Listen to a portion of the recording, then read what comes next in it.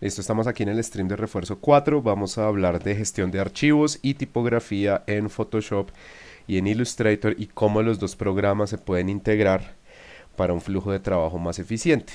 Estoy aquí en mi cuadro de diálogo de creación de archivos en Photoshop.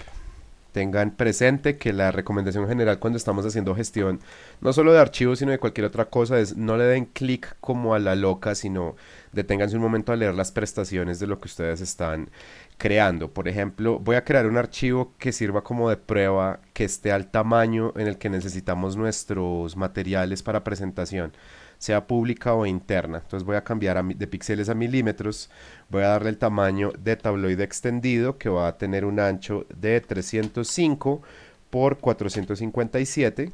También lo pueden trabajar en centímetros, yo soy amigo de la precisión que dan los milímetros y me voy a asegurar que aquí la resolución sea 300 píxeles por pulgada. El modelo de color por ahora no es importante, si bien CMYK es el modelo de color tradicional para impresión y RGB el modelo de color estándar para imagen digital. Las impresiones que nosotros vamos a generar no son impresiones litográficas tradicionales, es decir, la separación de colores en cian, magenta, amarillo y negro no son importantes más allá de una supervisión de color, que ya ahorita les hablo un poco más de eso.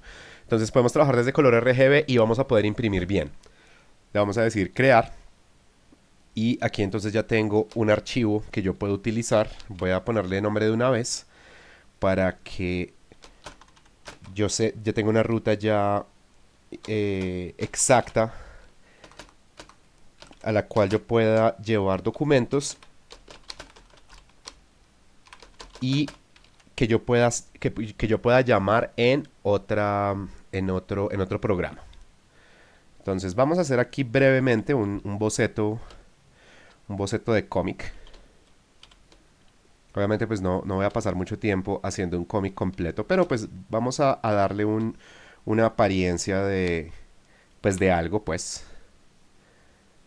Recuerden algo que nosotros habíamos comentado y es que ustedes podrían trabajar la totalidad de su cómic en un solo archivo de Illustrator, perdón, de Photoshop, aunque eso conlleva el riesgo de que el rendimiento del equipo no sea tan bueno como podría llegar a ser. En ese caso, está perfectamente bien que quieran trabajar sus viñetas por separado y luego integrarlas dentro del archivo. De eso se trató un poco el stream de la semana pasada. Entonces voy a crear aquí algunas separaciones. No voy a complicarme mucho la vida con esto. Vamos a quitarle opacidad según presione este pincel. Exacto. Entonces ahí ya voy a poder generar esta simulación de cómic. Y al principio va a ser intencionalmente muy sencillo. De pronto terminamos una de esas viñetas. Pero quiero que vean qué ocurre cuando uno empieza a actualizar archivos, por ejemplo, en Illustrator. Ahorita pues eso de pronto no queda muy claro, pero denme un par de minutos y ya les muestro de qué estoy hablando. Entonces aquí tengo un modelo inicial. Su contenido pues ahorita no es tan importante porque pues no tengo nada a la vista. Pero pues démosle una apariencia medianamente interesante a esto. Entonces voy a empezar por seleccionar. Voy a empezar por seleccionar las áreas que rodean esas viñetas con mi varita mágica. Y de paso les recuerdo algo que a nivel de control de calidad no debe ocurrir. Digamos que yo quiera que este modelo de cómic tenga canales de desagüe o lo mismo las zonas de espacio negativo entre viñetas completamente negras. Y yo elijo perdón, con la varita mágica escojo las áreas, discúlpeme, las áreas que rodean unas pinceladas que no son completamente geométricas, sino que tienen algo de textura. Y yo digo, no, pues ya ahora yo las voy a rellenar, no pasa nada. Entonces saco mi bote de pintura, me aseguro que el color sea negro y hago el relleno. Y uno dice, ah, pero ¿qué está pasando al interior? ¿Por qué no se rellena todo? Entonces uno le tiene que empezar a dar clic y clic y clic y clic y clic, etcétera, etcétera. Y nos acercamos y nos damos cuenta que esas zonas que fueron elegidas están quedando repletas de líneas blancas, lo que en jerga de industria editorial se llama rebabas, cuando quedan filamentos blancos que indican desfases de color. Eso es una falla gravísima de control de calidad. Entonces voy a darle control Z hasta ver vacío todo otra vez, menos la creación de áreas de selección. Voy a cerciorarme qué es lo que está pasando ahí. Evidentemente las áreas de selección no colindan correctamente con esas pinceladas. Entonces voy a ir al menú selección, le voy a decir modificar, le voy a decir expandir y le voy a decir, por ejemplo, podrían ser, yo creo que 5 píxeles está bien.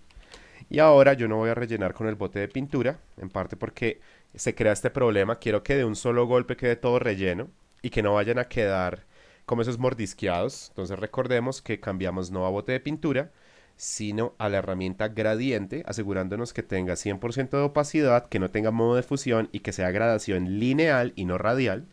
¿Listo? Entonces pueden inspeccionar aquí en mi barra de control el estado de mi herramienta gradiente y vamos a hacer el relleno que describimos como de afuera para afuera. Ustedes ven ahí el punto de origen a la derecha del lienzo, ¿cierto? Y desde ahí hacia la izquierda todo va a quedar absolutamente relleno. De un solo golpe, ya lo único que va a quedar dentro son algunos gestos de pincelada que yo igual puedo seguir corrigiendo.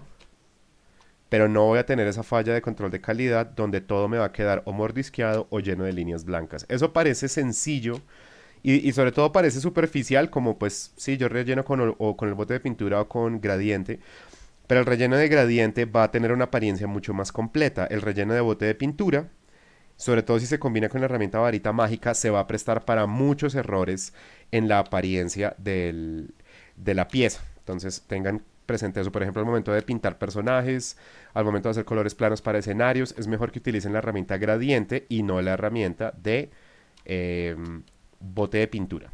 ¿Listo? Entonces ahí tengo ya esto. Si de pronto estoy viendo que me quedaron demasiadas líneas blancas, puedo presionar Control Shift D. Aquí tengo el área de selección otra vez y le puedo volver a decir selección, modificar, expandir. Expandamos los otros 4 píxeles. De pronto otros 6, selección, modificar, expandir. Expandamos los otros 6 píxeles y le volvemos a hacer relleno. Como estaba usando un pincel muy texturizado, ahora sí este último relleno quedó mucho mejor que el anterior. Entonces listo, yo tengo mi cómic de prueba y vamos a dejar aquí entonces la capa marco y aquí vamos a llamar a esta capa sketch. Entonces yo empiezo a trabajar los bocetos, por ejemplo, de viñetas que yo tengo pendientes si yo fuera un estudiante de la clase. Recordemos entonces que no nos vamos a poner a complicarnos con una línea muy compleja, sino que vamos a buscar una expresión de línea que sea sencilla. Vamos a explorar composición, la ubicación de la cámara y si algo, lo único que le vamos a agregar al boceto es el componente de iluminación, pero también como si fuera un boceto. Entonces, por ejemplo, voy a empezar por acá. Esta línea es bacana, pero miren, estoy aplicando la presión que normalmente uso para dibujar y el pincel se ve muy sencillo, entonces tengo que venir aquí a dinámica de forma, le puedo aumentar el diámetro mínimo o le puedo decir en textura que tenga un menor nivel de brillo. Entonces con el mismo nivel de presión voy a empezar a ver un poco más de mi pincel. Y también si algo le puedo subir un poco más el flujo. Y de pronto, así en efecto, había que quitarle, mucho tonto, no había tanto que subirle el flujo, sino quitarle la opción de tamaño, sí, de opacidad según presión. Entonces empecemos a hacer un boceto muy sencillo aquí. A varios equipos les hemos mencionado que tengan cuidado con la ubicación de la cámara, con la ubicación de los objetos o con la ubicación de los personajes respecto a la cámara. Que no caigamos como primera decisión por conveniencia o por inexperiencia, lo que es normal, pero intentamos cuestionarlo, en plano medio en vista frontal o plano medio en vista posterior o en vista lateral o lo mismo en plano entero, sino tratar de jugar con la con la espacialidad que nos da una ubicación de cámara diferente. Y si hay algún encuadre que no entendemos, para eso existen modelos 3D, referencias de fotografías o las fotos que nos podemos tomar entre nosotros. ¿Listo? Pero traten de empujar hasta donde puedan su lenguaje de composición. No se vayan a quedar siempre en esa misma vista como de foto de cédula. No es lo más conveniente. Entonces aquí tengo Sketch, vamos a llamar a esto Sketch A, que va a ser el de líneas. Y vamos a tener una capa que se llama Sketch B, que sea la de sombras. Entonces podría ser con el lazo poligonal. yo saco una forma inicialmente geométrica para establecer el comportamiento de la iluminación. Puede ser desde un gris similar al que estoy usando acá y le digo multiplicar. Entonces ahí tengo un primer boceto, algo muy básico, nada complicado. Me aseguro de guardar. Ahora empecemos a integrar esto en Illustrator, por ejemplo, para ponerle textos. Como lo habíamos mencionado en clase, ¿cuál puede ser el racional de utilizar un programa diferente para el montaje de la pieza? Un mayor control de tipografía, principalmente un poco más de agilidad y un poco más de versatilidad. Entonces aquí ya tengo abierto Illustrator. Voy a presionar Control N, mismo comando. Fíjense que el cuadro de diálogo para generar un nuevo documento es prácticamente el mismo. Le voy a dar las mismas prestaciones que tiene mi documento de Photoshop, para no ir a crear incompatibilidades de escala ni nada por el estilo. Entonces paso a milímetros, me voy a asegurar que sea un formato vertical, aunque igual cuando yo aquí pongo los valores, automáticamente queda establecido como vertical o horizontal. Le voy a decir que tenga entonces 305 milímetros de ancho por 457 milímetros de alto. Aquí hay unas opciones de sangrado en caso de que yo tenga imágenes, como su nombre lo indica, sangradas. Eso garantiza que el formato no vaya a tener problemas de que al cortarse, una vez impreso, no vaya a quedar con esas rebabas o reservas blancas que traes. No, una reserva blanca decididamente diseñada no es un error, pero si estamos tratando de que empate línea con un relleno y se ven desfasadas hasta el punto de que se crean líneas o filamentos blancos, eso es un error de control de calidad. Entonces uno puede darle, por ejemplo, 5 milímetros de sangrado y eso va a quedar una reserva donde el archivo se va a salir un poquito del formato estándar para que cuando yo lo exporte yo tenga esa reserva extra y que al cortar no se vaya a presentar ese inconveniente. Le decimos crear. Fíjense lo que va a pasar acá. Tenemos el formato. Entonces esto que está pasando aquí dentro de este rectángulo blanco de borde negro es el formato de mi pieza y está exactamente igual del tamaño de Photoshop.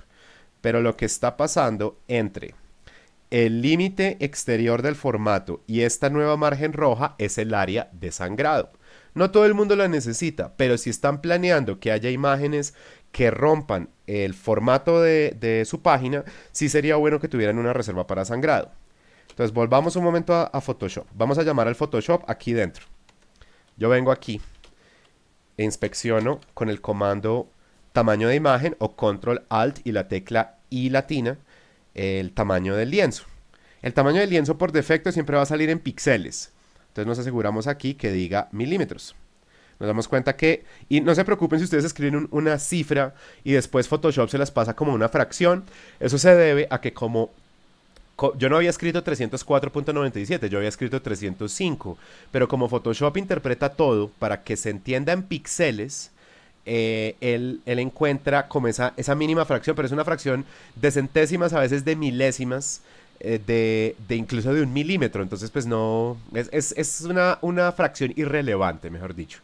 Entonces aquí tenemos el tamaño que es, pero recordemos que aquí yo estoy creando formato más sangrado. Entonces necesito que mi formato, no mi cómic, sino el formato que tiene el cómic sea un poquito más ancho y un poquito más alto. Abril, ¿cómo estás? Entonces, ¿qué es lo que voy a hacer yo acá? No le voy a decir Control Alt y la tecla I y entonces deme esto acá y entonces que no sea ya de 305 sino 310. No voy a hacer eso porque si yo hago eso, ¿cómo estás? Porque no voy a hacer eso porque si hago eso lo que estoy haciendo es cambiando la totalidad del tamaño de la imagen y no es eso lo que yo quiero hacer. Lo que yo quiero es que desde el límite de mi imagen hasta afuera haya una reserva adicional que cuando yo la corte se siga viendo completamente negro. Entonces yo no le voy a decir tamaño de imagen, sino le voy a decir imagen, tamaño de lienzo. No voy a presionar el comando que es Control Alt y la tecla C en este momento yo, porque para el programa Active Presenter que yo uso para grabar estos demos, Control Alt C significa parar la grabación. Entonces ya me ha pasado antes en otras sesiones virtuales, entonces no voy a hacer eso.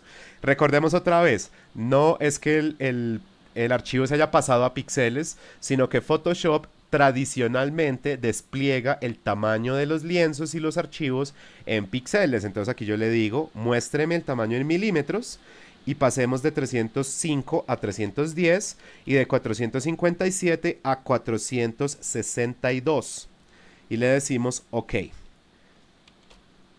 Entonces en este momento, de hecho, déjenme, aquí hago un pequeño cambio. Le voy a decir a esta capa fondo que sea una capa activa, que se pueda activar y desactivar, pues.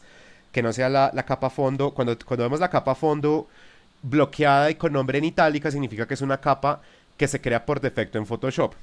Entonces le voy a decir OK y la voy a desactivar. Y nuevamente le voy a decir imagen, tamaño del lienzo. Y le vamos a decir nuevamente que pase a milímetros y que aquí pasemos de 310 y que aquí pasemos a 460. No, perdón.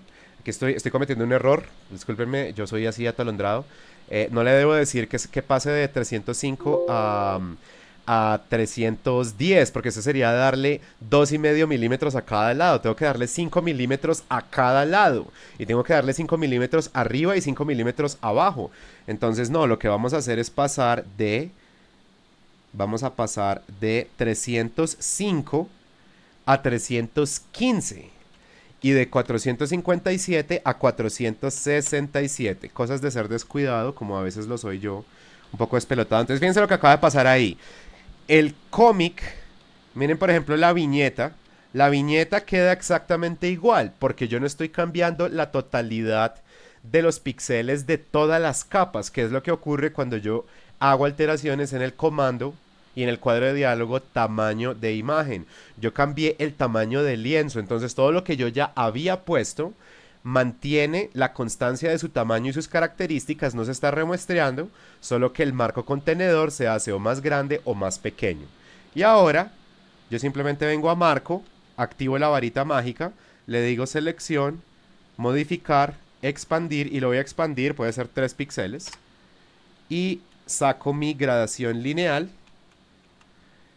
selecciono el color negro y de afuera para afuera hago el relleno. Entonces ahí tengo ya el cómic en el formato que es más sangrado. Y les recuerdo, no es que todo el mundo tenga que hacer esto, pero si ustedes tienen por ejemplo un cómic que tiene fondo de color, fondo de textura, o tienen viñetas sangradas, es decir, viñetas que no tienen un límite como marco, sino imaginémonos que hubiera viñetas que rompen completamente el marco y se salen del formato, ahí vale la pena tener el tamaño del cómic más esa reserva que puede ser de 5 milímetros a cada lado y arriba y abajo, o sea, 1 centímetro más en el ancho, 1 centímetro más en el alto, para que al momento de imprimir y cortar no se nos creen reservas blancas por accidente. ¿Me están siguiendo hasta ahí? Audio chat, porfa, confírmenme si son tan amables. Sí, señor. Ok, entonces vamos a llamar esta página de prueba de cómic. Después de guardarla, recuerden por favor que cuando ustedes presionan F, ustedes cambian el modo de visualización. Este es el modo estándar, este de acá, donde aparecen toda la interfaz, incluyendo las pestañas de archivos. Si presionan F una vez, pasan a lo que se llama vista de pantalla completa con interfaz. Si presionan otra vez la tecla F, cambian al modo de vista completa. No estoy seguro cómo es que se llama esto, como full screen o algo así, yo lo llamo pues vista completa sin interfaz. ¿Por qué les digo eso? Pues para que no se vayan a confundir pensando que de pronto esto es un tipo de Photoshop y este es otro. Esas cosas pasan cuando uno recién está empezando. En el momento en que ustedes quieran ocultar su interfaz, presionan la tecla Tab una vez, presionan la tecla Tab para recuperarla. Yo, digamos, prefiero trabajar normalmente así para poder moverme con más libertad en el lienzo, pero en últimas pueden trabajar como ustedes quieran. Y si en este momento presiono F una o dos veces hasta poder ver la pestaña de archivo, me doy cuenta que aquí hay un asterisco. Eso significa que el archivo no se ha actualizado. En general, les recomiendo que estén presionando Control S o Command S a cada rato. Ustedes no se imaginan la cantidad de veces que uno a veces trabaja horas sin actualizar los archivos y no sea que haya, por ejemplo, por estos días, la luz está yendo con mucha frecuencia, como algunos lo vimos en clase. A mí en el apartamento se me dio la luz los últimos 10 días por ahí unas 6 veces, a veces durante horas. Entonces mejor estar actualizando archivos todo el tiempo y que si nos agarra una falla de sistema, una falla de energía o alguna cosa así, perdamos de pronto unos segundos de trabajo y no horas. Entonces ya tengo el archivo guardado. está actualizado, o sea que cuando yo lo llame a otro programa, esa versión es la que va a salir. Vengo a Illustrator. Recordemos que Illustrator tiene el tamaño del archivo más el sangrado y ustedes alcanzan a ver ahí el marco rojo del sangrado. Vamos a separar capas según intereses. Vamos a tener aquí una capa que se llame fondo y vamos a tener una capa que se llame textos. Podrían tener otra, como por ejemplo una capa de fondo, una capa de imagen y una capa de textos. De pronto podrían tener una capa adicional que sea para las guías, porque una cosa que puede ser un poco confusa en Illustrator es que las guías y los objetos se mueven al mismo tiempo, o se pueden mover al mismo tiempo. Yo en Photoshop puedo llamar una guía. ¿Cómo se llaman las guías en cualquier programa de Adobe? Y esto pasa en virtualmente cualquier programa de imagen de cualquier marca. Desde la regla que está arriba y que está a la izquierda, yo jalo las guías. ¿Y cómo muevo las guías? Desde que no estén bloqueadas, simplemente les doy clic sostenido y las muevo. Pero yo muevo las guías o yo muevo los objetos. No hay manera de integrar las dos cosas. Pero en Illustrator, si yo por ejemplo presiono la tecla M y creo 1, 2 y 3 marcos vectoriales, y presiono la tecla R, que es el mismo comando en prácticamente todos los programas de Adobe para ocultar o sacar las guías. Y desde ahí llamo las guías. Entonces aquí llamo una y aquí llamo otra. Si yo no soy cuidadoso, me puede pasar esto. Quiero seleccionar mis 3 objetos y solo mis 3 objetos. Hago una selección de arrastre. Y no solo están los 3 objetos seleccionados, están 5 objetos seleccionados, 3 marcos vectoriales y 2 guías. Esto no es que sea malo, es una particularidad de Illustrator que le da cierto nivel de versatilidad. Porque, por ejemplo, uno puede convertir vectores en guías y uno puede tener guías solamente para ciertos objetos, no solamente guías de página. Pero no entender eso al principio podría ser molesto. Así las cosas, podría ser benéfico crear una nueva capa, llamar a esta capa guías.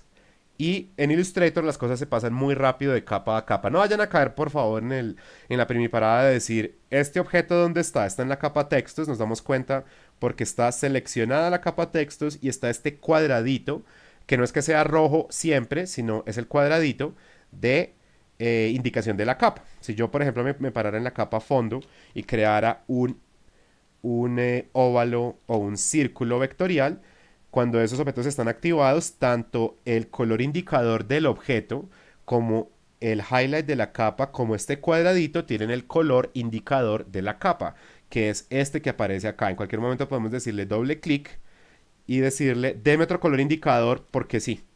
¿Listo? Entonces, no vayan a caer en esta primiparada de decir, yo quiero pasar un objeto de fondo a la capa guías. ¿Qué hago? Control X, me paro en la capa guía, presiono Control V y entonces lo muevo otra vez a donde estaba. Eso es completamente amateur, no funciona así. Un objeto se pasa de una manera más exacta de una capa a otra de la siguiente manera. Seleccionan el o los objetos que quieran pasar de una capa a otra. Recordamos que tenemos esta pequeña casillita que es diferente a la capa al panel de capas en Photoshop. Esta parte no existe en el otro programa. Y este cuadradito es un manipulador de ubicación. Le decimos clic sostenido y lo pasamos a la capa guías o a la capa fondo o lo regresamos a la capa textos. Es así de sencillo. ¿Listo? Para que no se vayan a poner a hacer esa otra vez es una primiparada de mover a ojo las cosas si no respetamos las ubicaciones exactas. ¿Listo? Entonces, estos marquitos pues ahorita no son importantes, las guías y las vamos a cambiar de capa, entonces simplemente le decimos aquí y si algo por ahora podemos ocultar esa capa. Parémonos en la capa de fondo, restaurémosle su color indicador, entonces le damos doble clic a la barra de la capa, volvamos a decirle que tenga un azul claro, el azul tradicional. Llamemos recursos aquí, puede ser desde el menú archivo, y donde vamos a encontrar la opción colocar o el comando control shift y la tecla P, o los que están trabajando en Apple, command shift y la tecla P es lo que les va a permitir ubicar un archivo dentro de su Illustrator. Entonces le voy a decir ese comando, voy a buscar la carpeta donde estoy trabajando y en esa carpeta vamos a ubicar, aquí estoy en la carpeta que no es, entonces vamos a buscar la carpeta de previsualización y ahí vamos a tener las correcciones de títulos y aquí yo tengo mi documento que se llama tal, doc prueba tabloide. En este momento, a pesar de su tamaño y que tiene la resolución correcta, tiene un peso de nada más 5.6 megabytes, lo que significa que es muy manipulable. Le vamos a decir entonces clic y le vamos a decir colocar. Mi cursor va a quedar cargado de la miniatura del archivo. Directamente yo podría ubicarlo ya donde es o lo ubicamos en el centro y vemos lo que pasa aquí. Una cosa muy simpática que tiene Illustrator. Fíjense qué pasa cuando yo simplemente arrastro el archivo. ¿Qué color indicador tiene el archivo? Azul.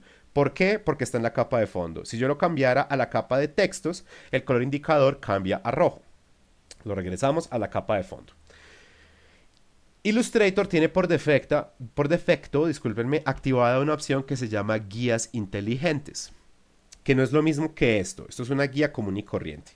Las guías inteligentes son guías dinámicas que son tradicionalmente invisibles, que me van ayudando a ajustar las cosas exactamente a los extremos, a las mitades del formato o que me ayudan a crear equidistancias entre un objeto y otro. ¿Cómo me doy cuenta que las guías inteligentes están activadas? Cuando yo empiezo a mover el objeto, miren, unos apéndices magenta que van a empezar a aparecer. ¿Sí lo ven? Eso es una guía inteligente que me está diciendo aquí su archivo va a quedar ajustado justo al centro horizontal. O si yo me estoy moviendo por acá, entonces sale otra guía inteligente que me dice aquí el archivo se va a ajustar exactamente al centro vertical. Las guías inteligentes ayudan a hacer lo que en español se llama ajustar posición o en inglés se llama snap, que es algo que no debe estar activado en Photoshop. Ya lo habíamos explicado, cuando ajustar a píxeles o ajustar simplemente está activado, y si de pronto alguien no sabe todavía cómo manipularlo, venimos a vista y nos aseguramos que acá esto esté desactivado. No le decimos ajustar porque, como lo habíamos indicado, si vista ajustar está encendido, lo que va a ocurrir es que al momento de pintar, si se dan cuenta de lo que está pasando aquí y lo que está pasando acá, ¿cierto? Las pinceladas automáticamente, cuando toquen una guía, se van a volver trazos o van a intentar ser trazos rectilíneos, horizontales o verticales. Eso para pintura y para dibujo es hartísimo. Es una opción que pues le dejan ahí por si uno quiere ser más ordenado, pero es más como en términos de diagramación. En Photoshop realmente no lo necesitamos. Pero en un programa como Illustrator o InDesign o After Effects o Premiere sí es importante que exista esa opción Snap para que no sea a ojo que calculemos equidistancias y que no le vaya a pasar lo que a veces le ocurre a algunos estudiantes. Esto pues es más o menos normal cuando recién estamos empezando, pero vamos a procurar que no nos pase. Que tenemos una y dos viñetas y tres viñetas y de pronto cuatro viñetas y no estamos cayendo en cuenta que no son ni equidistantes en términos del espacio que separa una y otra viñeta, y tampoco están correctamente alineadas ni a la izquierda, ni a la derecha, ni al centro, ni arriba, ni abajo. A menos que explícitamente estemos buscando una diagramación que juegue con la alteración de la convención normal de diseño, que es ajustar los objetos geométricos uno con el otro, y aún así podría haber algún principio donde las cosas no se vean desordenadas. A menos que sea eso lo que estamos buscando, asegurémonos que los objetos estén cayendo en una correcta alineación. Como se lo he señalado a un par de equipos por ahí, otra vez, esto es normal que les pase en primer, segundo semestre. Si están buscando una alineación, asegúrense que sea verdadera alineación, que no sea solo a ojo, sino por ejemplo en Photoshop le ponen una guía y se aseguran que sobre la guía es que estén empatando todos los límites izquierdos, derechos, superiores o inferiores. Entonces, volvamos a lo que está pasando aquí en Illustrator. Yo llamé mi documento, mi documento de Photoshop. Mi documento de Photoshop no solo tiene el tamaño de la página de Illustrator, sino que tiene el tamaño de la página más el sangrado. ¿Listo? Creo que todo el mundo está entendiendo eso. Y ahora podemos empezar a ubicarle textos a esto. Entonces hagamos algunos bocadillos de texto como los habíamos planeado. Por ejemplo, se me ocurre que yo puedo tener bocadillos de texto rectangulares, pero a esos bocadillos les hago lo siguiente. Vamos a tener aquí un rectángulo, vamos a tener por aquí una pequeña cuña y vamos a hacer lo siguiente. Tengo dos rectángulos, vamos a dejar este como un objeto al que podamos volver. Tomo presiono la tecla P. En este momento ustedes se alcanzan a dar cuenta que aquí se ven 4 nodos. 1, 2, 3 y 4. Eso significa que si yo, por ejemplo, en este momento quisiera agregar uno más, con la tecla P puedo ir a cualquier línea creada por cada pareja de nodos y decirle, por ejemplo, clic. Y acá presiono clic también y ahí creé otros 2 nodos. Eso ya les voy a mostrar por qué lo hice. Y si yo los quiero manipular, es muy fácil. Yo presiono la tecla A. Esto también existe en Photoshop, pero su uso es más infrecuente. La diferencia entre la tecla V, que ustedes se pueden dar cuenta, en Photoshop y en Illustrator es la misma cosa. Es la flecha negra que se llama herramienta de selección. Y la tecla A, que también existe en Photoshop, se llama herramienta de selección directa. En Photoshop, si solo estamos trabajando píxeles, prácticamente no hay diferencia entre una y la otra. Pero en Illustrator sí es una diferencia fundamental. Esto de pronto algunos ya lo saben, pero pues ya saben que yo trato que en estos tutoriales y estos streams pues demos información de pronto para el que está muy muy nuevo. Entonces pues si ya saben esto, mis disculpas por sonar muy repetitivo. Si yo presiono la tecla V y yo le doy clic a un vector, yo puedo arrastrarlo o puedo hacerle modificaciones generales, tales como cambiar su proporción horizontal y vertical, estirarlo. Si mantengo presionada la tecla Shift, lo voy a estirar, o sea, lo voy a escalar para arriba o para abajo proporcionalmente, sin afectar la relación de ancho y alto. Y si me paro no en los nodos de control, sino por fuerita, el cursor automáticamente va a modificarse para darme una opción de rotación. Eso también pasa en Photoshop con el comando Control T, que se llama transformación libre. Hasta ahí no hay ningún misterio. Pero, ¿cuál es la gracia de selección directa en Illustrator versus Photoshop? Como Illustrator es un programa eminentemente de vectores, mientras que en Photoshop a veces se pueden usar vectores. Aquí es donde la diferencia de selección directa sí se deja ver. Selecciono la tecla A y le doy clic a alguno de los nodos. Y yo manipulo solo ese nodo. Le doy clic sostenido con la flecha a un grupo de nodos y voy a poder arrastrar solo ese grupo de nodos. Esa diferencia ya marca un comportamiento radicalmente distinto frente a Photoshop de lo que significa seleccionar un elemento. Aquí yo no estoy hablando de mapa de bits, estoy hablando de manipular las partes constituyentes de cada vector, que son los nodos y las curvas. Entonces, hagamos algo con estos rectángulos. Otra vez con mi herramienta pluma, que se activa con la tecla P, igual que en Photoshop, voy a crear un par de parejas de nodos aquí y allá, no muchos.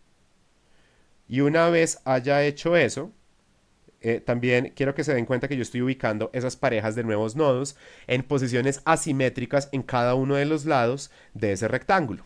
Ahora voy a presionar la tecla A. Y fíjense que una cosa que yo puedo hacer, en lugar de seleccionar nodos individuales, es seleccionar la línea constituyente por cada pareja de nodos. Es decir, que no le doy clic acá, no le doy clic aquí, sino le doy clic aquí.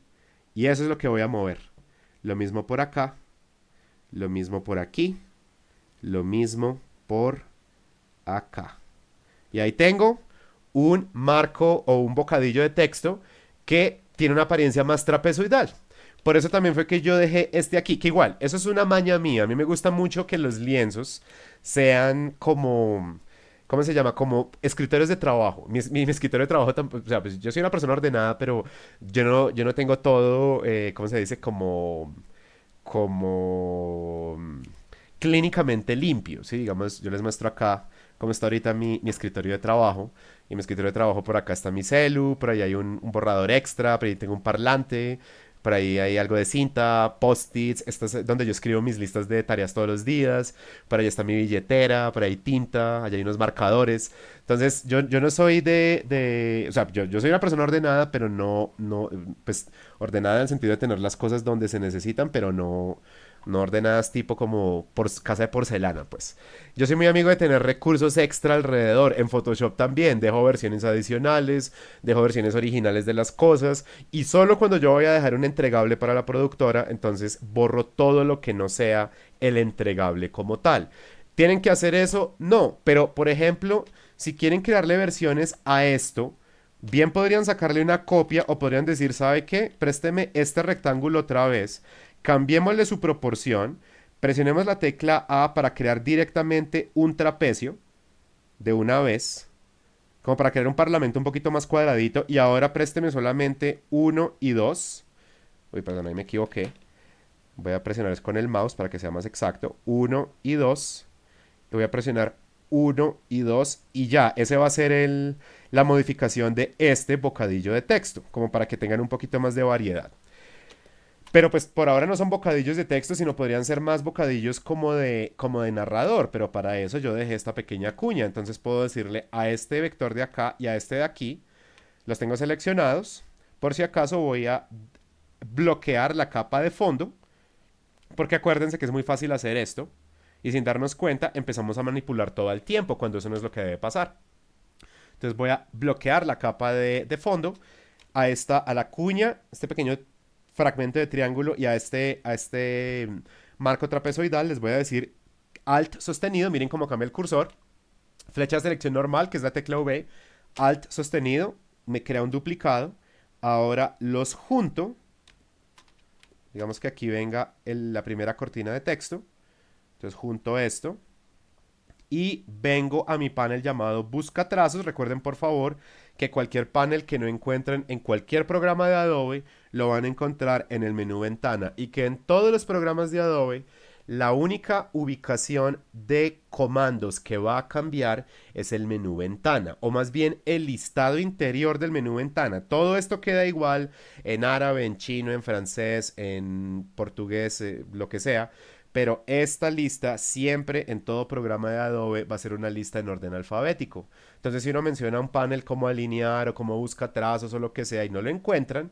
vienen al menú Ventana y lo ubican. Fíjense que la ubicación de mis paneles emula la ubicación que yo tengo en Photoshop. Es decir, yo tengo mi barra de paneles colapsada contra la derecha. Yo ya pues sé qué significa cada icono, sé los comandos. A la izquierda tengo el panel de color y aquí tengo navegador que siempre me va a mostrar, no importa el nivel de zoom, la totalidad de mi trabajo. Mientras que aquí en Illustrator tengo el panel la barra de paneles colapsada, tengo el selector el panel de color, perdón, a la izquierda. Navegador existe también acá, pero pues por ahora no lo necesito, aunque a veces sí lo utilizo también. Y procuro que haya máxima limpieza de interfaz. Aquí tenemos una pregunta, respondámosla de una vez. Abril Vázquez nos pregunta, si yo hice un nodo y lo quiero mover de posición, ¿me toca borrarlo y ponerlo donde quiero o puedo moverlo con alguna otra herramienta? No, no, no. Mira, tú en cualquier momento puedes manipular tus nodos inicialmente, Abril, con la flecha de selección directa. Recordemos que esto es selección normal. Selección normal es V. Selección normal toma la totalidad del objeto o toma la totalidad del grupo seleccionado. En este momento no es que yo haya creado un grupo, sino que al momento de hacer una selección de arrastre, estoy tomando dos objetos al mismo tiempo. Hay un comando que es agrupar, pero crear una carpeta que contiene capas, que es Control G en Photoshop. Si yo selecciono, y vamos a crear aquí otro y otro vector para que quede claro eso. Selecciono estos 5 vectores y yo presiono Control G. Ahí acabo de crear un grupo. Ahora yo deselecciono y le doy clic a cualquiera de estos vectores y al darle clic a uno solo, automáticamente quedan seleccionados los 5. Si siento que me equivoqué y ese grupo no me sirve, presiono Control, Shift y la tecla G para desagrupar. Y ahora sobre el movimiento de nodos. Digamos que yo quiera que este cuadro de texto quede más angosto. Normalmente no es correcto hacer esto. Clic una vez y ahora lo apachurramos. Aunque en este momento eso no es que se vea necesariamente mal, algo que empieza a ocurrir ahí es que no estoy solamente moviendo los nodos de la derecha o de la izquierda, yo estoy comprimiendo toda la proporción horizontal, lo que lleva, por ejemplo, a que estos nodos de aquí empiecen a tener una apariencia diferente a la que tenían antes. Así las cosas, es más recomendable, si lo quiero angostar, seleccionar con la herramienta, valga la redundancia, selección directa, y arrastro manteniendo presionada la tecla Shift. Esa es la manera como tú puedes manipular nodos. Si quieres manipular nodos como grupo, si quieres manipular uno solo, podrías hacer esto. Yo podría decir, ¿qué tal si le altero la apariencia un poco a esta cortina de texto? Entonces yo le doy clic sostenido, le doy clic con la flecha de selección directa solamente acá para agarrar esta línea y me la llevo más bien para acá. O de pronto me interesaría más que se viera como una especie de cuña, o sea, como si tuviera como una pequeña perforación ahí dentro. Y entonces hago algo como esto. Pero fíjate, Abril y grupo, que yo lo que estoy haciendo es manipular los nodos de el mismo objeto. Yo no estoy borrando ni pegando nada. Yo simplemente tomo, aquí es donde está la diferencia fundamental entre mapa de bits. Uno no puede hacer esto con píxeles, porque los píxeles son, por decirlo así, como baldosas o azulejos dentro de ese tamiz que es el lienzo de mapa de bits. Y de acuerdo a la resolución hay mayor o menor cantidad de esos cuadraditos. Pero eso en Illustrator no existe como el lenguaje fundamental. En este momento sí hay mapa de bits. ¿Dónde? En esta capa fondo yo coloqué un mapa de bits. Pero el lenguaje fundamental de Illustrator, que son los vectores, no tiene nada que ver con píxeles, sino tiene que ver con esto, perdón, tiene que ver con cada uno de estos cuadraditos que llamamos nodos y con lo que está ocurriendo entre cada uno y dos nodos, que bien o puede ser una línea o puede ser una curva. Ya les muestro cómo se hacen curvas también. Entonces no se va, obviamente, el comando cortar y el comando pegar pueden tener alguna aplicación dentro de Illustrator, pero no se vayan a malacostumbrar, sobre todo no se vayan a llenar de malos hábitos al principio, que eso es muy importante aprender bien fundamentos, así sea que los aprendamos lento, que no nos salgan perfectos, pero aprender a hacer las cosas correctamente. Era como lo que les decía de esto. Yo así es que manipulo objetos en capas. No es con cortar y pegar ni con copiar y pegar. Lo mismo la manipulación de nodos, acostúmbrense a que sea mediante principalmente la herramienta de selección directa. Abril preguntaba, ¿hay otra herramienta? Sí, hay una herramienta que se llama el lazo, así como en Photoshop, pero no se activa con L, porque L nos activa el vector ovalado o con Shift el vector circular. ¿Cómo activamos el lazo en Illustrator? Con la tecla Q. Cuando presionamos la tecla Q tenemos el lazo. ¿Y para qué sirve el lazo? Para crear selecciones de nodos que sean más atípicas. Lo que yo no pudiera seleccionar tradicionalmente con un rectángulo, que es lo que genera la selección de arrastre, yo lo puedo hacer desde la herramienta de lazo. Y si ahora presiono la tecla A, se pueden dar cuenta que en esa área irregular que yo creé con la herramienta lazo, quedaron seleccionados esos nodos y que esos y solo esos nodos son los que yo puedo manipular. ¿Listo? Entonces volvamos aquí. Y pregunta Abril, ¿y para qué sirve el navegador? Es que he visto que muchos lo usan, pero no sé por qué. Ok, esta es la razón, Abril. Si yo vengo acá y activo el navegador, que sí lo tenía a la vista, pero no lo tenía. Yo puedo estar trabajando, mira aquí por favor en la esquina inferior izquierda de mi pantalla. Yo estoy trabajando al 277% de zoom. Aquí estoy ahora al 369. Aquí estoy ahora al 606%. ¿Y qué me dice el navegador? Siempre, sin distinción de lo que está ocurriendo, me dice esta es la totalidad de su diseño. Y eso tiene un montón de ventajas. Primero, yo me quiero desplazar al mismo nivel de zoom al que yo estoy a otra parte de mi página del cómic. Se pueden dar cuenta que en el navegador, esto también aplica en Photoshop, a medida que hacemos zoom in o que hacemos zoom out, ese rectángulo rojo cambia de tamaño. Si se dan cuenta, ¿cierto? Entonces digamos que yo estoy en un nivel de zoom muy alto y me quiero desplazar a otra parte del cómic. Yo puedo venir al panel de navegación o navegador, le doy clic sostenido a ese rectángulo rojo y yo me muevo a toda velocidad a esa ubicación a la que yo quiero estar. Aunque en últimas la diferencia entre eso y hacer esto, perdón, esto y cambiar de ubicación pues tampoco es tan grande, pero es una ventaja que hay, pero no es la principal. La principal es que hay momentos, y no es siempre, pero hay momentos donde es bueno acercarse y empezar a ser minucioso con detalles. Pero aquí en el panel de navegador siempre vamos a estar apreciando qué está pasando con la totalidad del trabajo.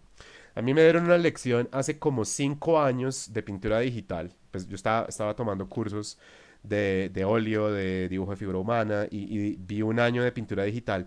Y me enseñaron un tip que me ha servido muchísimo. Primero, cuando uno está trabajando thumbnails, uno siempre tiene que trabajar en zoom out. Pero aún así, cuando uno esté pintando, uno tiene que estar viendo el panel de navegador. Y la idea es que más o menos cada media hora aquí tiene que estar pasando algo. No tanto acá, sino aquí.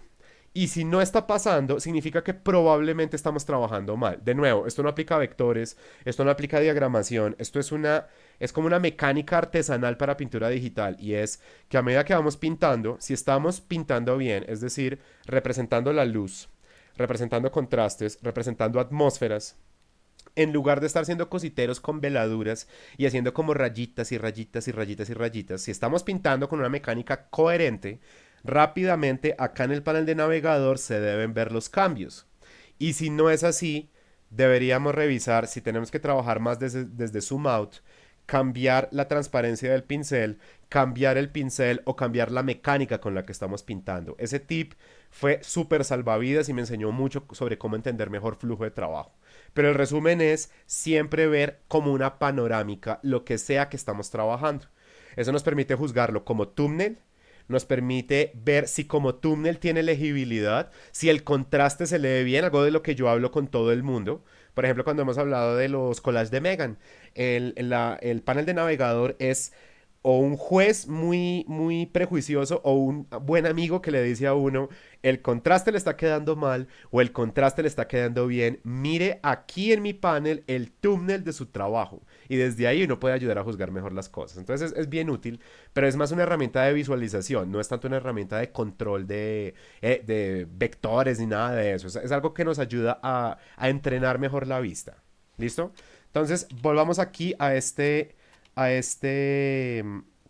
rectángulo de alteraciones trapezoidales que sirve como un bocadillo de texto. No hay problema, Abril. Y acuérdense, no pidan permiso, no usen la manito, ya sea en audio, ya sea en chat, la pregunta que quieran. Para eso es que estamos el día de hoy acá. Tutoriales de todas estas cosas son muy fáciles de encontrar en YouTube, pero la idea es que pues alguna duda así que sea como muy certera la podamos resolver en cualquier momento. Entonces, sin miedo, hagan las preguntas que quieran. En este momento, este objeto y este objeto están separados y no deberían estarlos. Selecciono los dos, puede ser con una selección de arrastre o miren que también puede ser clic al primer objeto, mantengo presionada la tecla Shift y le doy clic al segundo. Cualquiera de los dos funciona. Vengo al panel de busca trazos y la primera opción se llama unificar. Que en la práctica es extraño, yo nunca he sabido por qué se llaman así las opciones del buscatrazos. No sé si es como de un legado de nombres que eran diferentes, no sabría decir, porque uno diría, esta primera opción porque se llama unificar, esto es fusionar, pero no se llama fusionar.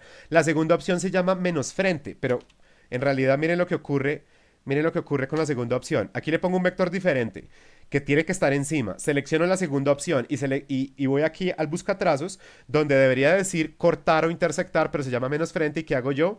Le quito un pedazo. El buscatrazos es una herramienta poderosísima también para darle apariencias menos convencionales a sus vectores. ¿Listo? Entonces miren, ahí tengo el primer bocadillo de texto. Pero ahora me doy cuenta de una cosa.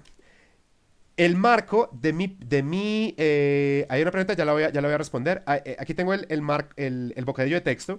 El marco es completamente vectorial geométrico, pero el marco de mis viñetas es más artesanal. Habíamos visto un truquito en una de las clases, vamos a repetirlo acá. Vamos a darle como una apariencia un poco más chueca a esa línea. Vengo acá y le digo menú efecto. Para los que recién están empezando en Illustrator, los efectos en Illustrator están divididos en efectos de Illustrator, que son estos, y efectos de Photoshop, que son estos de acá. Vengo a los efectos de Illustrator, le digo distorsionar y transformar, voy a emborronar. Emborronar por defecto me deja las cosas muy feas. Pero si yo le digo que el tamaño del emborronamiento sea mínimo, puede llegar a ser el caso que la apariencia de ese efecto sea más interesante. Le voy a dar, por ejemplo, 0.2%. Sí, en efecto, aquí nos podemos dar cuenta que es un cambio no tan drástico que probablemente se va a ver bien. ¿Listo? Y ahora le digo OK. Y creo que ahí ese bocadillo de texto podría llegar a funcionar un poco mejor. Respondamos una pregunta. Profe, no sé si ya lo mencionaste, pero ¿existe alguna posibilidad de que las líneas de que las líneas guía actúen como imanes? Sí, sí, esa es la opción de guías inteligentes. O sea, guías inteligentes hasta cierto punto hace eso. Fíjense lo que va a ocurrir acá. Las guías inteligentes por defecto están activadas y si no les llegan a salir las guías inteligentes, que son esas líneas magenta que son invisibles porque solo se activan de manera situacional, el comando es control y la tecla U. Entonces fíjense que hay comandos que son el mismo atajo de Photoshop a Illustrator o que es el mismo comando de teclado pero hace cosas completamente diferentes. Control U en Photoshop es tono saturación, mientras que aquí es activar o desactivar guías inteligentes. Entonces fíjate lo que va a pasar acá, Megan. Yo aquí voy a poner un vector y lo voy a poner de un tono particular para que entendamos que está ahí. Vamos a mover a estos mancitos. Y voy a tomar este bocadillo de texto y lo voy a empezar a arrastrar. Y acá la guía inteligente me va a decir el límite de una colinda con el límite de la otra. Ahora, si yo saco una guía y pongo la guía aquí y yo empiezo a arrastrar el objeto automáticamente por guías inteligentes se va a imantar o va a hacer snap, se va a ajustar a la guía. Eso es por defecto, ¿listo? Y si no funciona, ya saben, es activarle guías inteligentes. Miren, aquí está. No se llama vista, sino se llama ver, pero es exactamente la misma cosa. En Illustrator, aquí es donde ustedes pueden decir ocultar guías, bloquear guías. Pero yo que recomiendo que no le den el comando ocultar guías, sino que las dejen en su propia capa. ¿Listo? Muy bien, entonces aquí tengo ya este bocadillo de texto. Y ahora fíjense como el poder que tiene la integración de recursos. ¿Listo? Pero pongámosle pues pongámosle un pequeño parlamento a este señor.